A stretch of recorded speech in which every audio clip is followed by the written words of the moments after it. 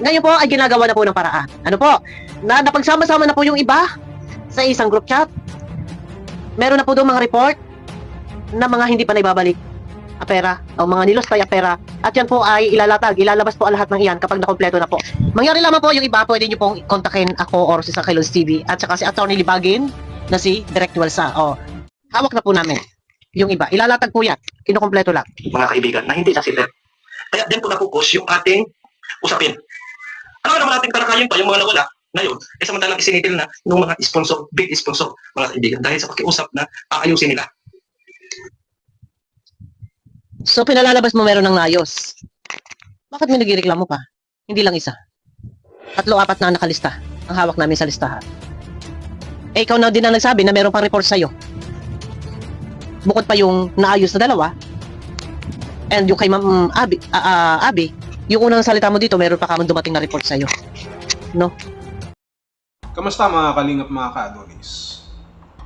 Kung mapapansin po ninyo at mapapanood nyo sa mga iba pa nating kasamaang mga reactors o dun sa mga usap-usapan, hindi pa rin natatapos yung issue patungkol dun sa kaperahan na nawawala po o nagastos para sana doon kay Beyonce, para sa kanya pong kaarawan, dun sa mga pangangailangan.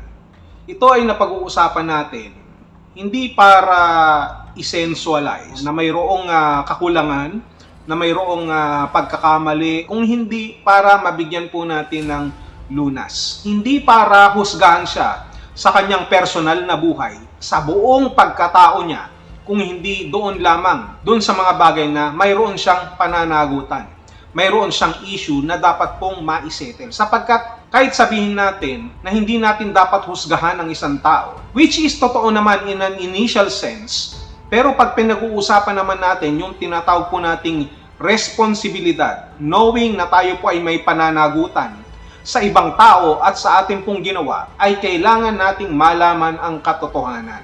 Sapagkat kung sasabihin natin na tayo ay biktima, na nagawa lamang natin ang mga bagay na ito to defend ourselves or to justify our defense, we need to consider also yung sitwasyon, yung mga taong mayroon tayong obligasyon na dapat po tayong tumalima at dapat tayong mag-comply.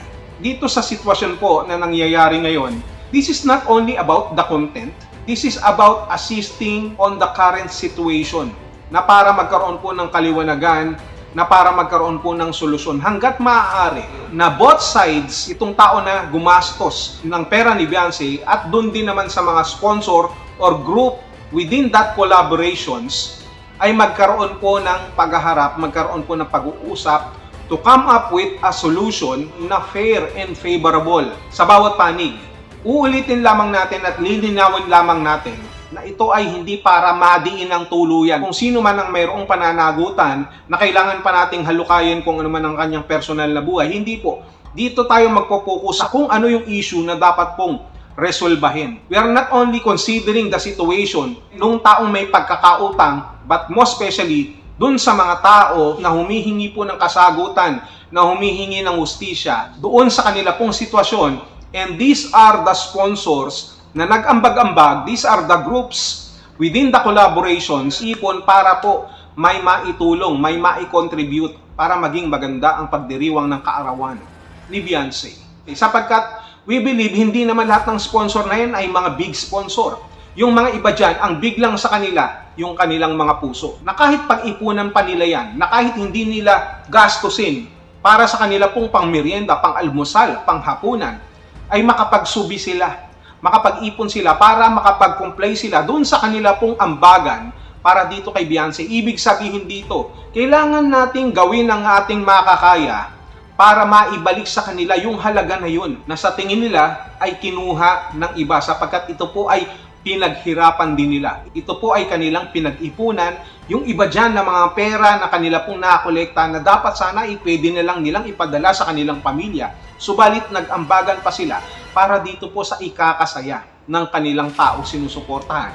Na ang nangyari nga ay napakialaman ng iba for some many reasons.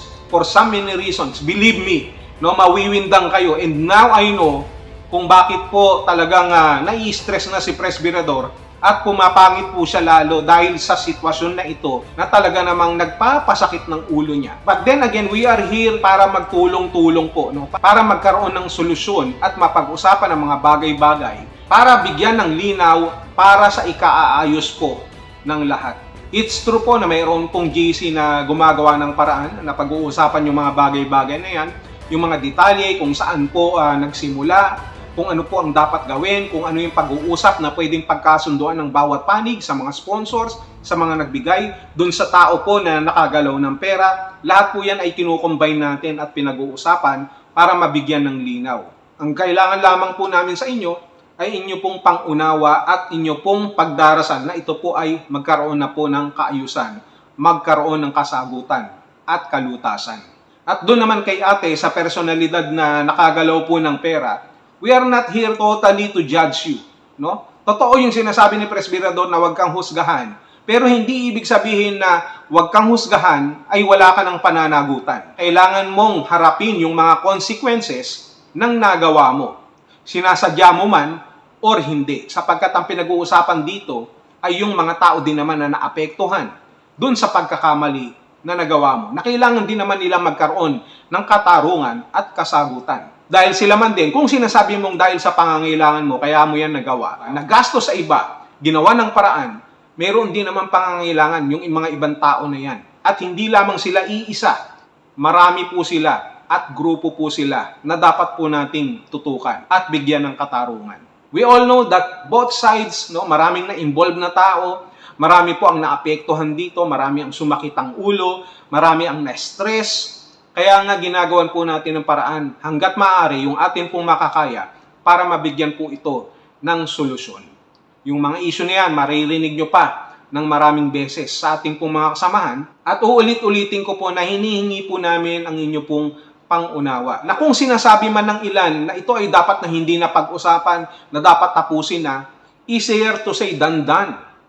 Ibig sabihin, hindi po maiiwasan na hindi mapag-usapan dito. Sapagkat ang hinihingi ng mga sponsor, ng mga taong nag-ambag-ambag dyan, ay transparency din naman. Kahit dito man lang sa pagkakataon nito, yung transparency na madinig po yung kanila pong boses sa pamamagitan ng mga reactors. And now we are trying to be transparent hanggat maaari. Huwag po kayong magdalawang isip kung kayo po ay mayroon pong nalalaman, kung kayo po ay mayroong nais na ipaalam, no, na magbigay po kayo ng mga impormasyon na makakatulong din naman para sa ikalulutas ng problema na ito. So, yun lamang ang masasabi ko for the meantime at antabayanan lamang po natin yung mga iba pa pong mga balita, mga update na maaari po ninyong malaman patungkol dito sa issue po ng kaperahan na nawala na para sana sa kaarawan ni Beyonce. Yun lamang.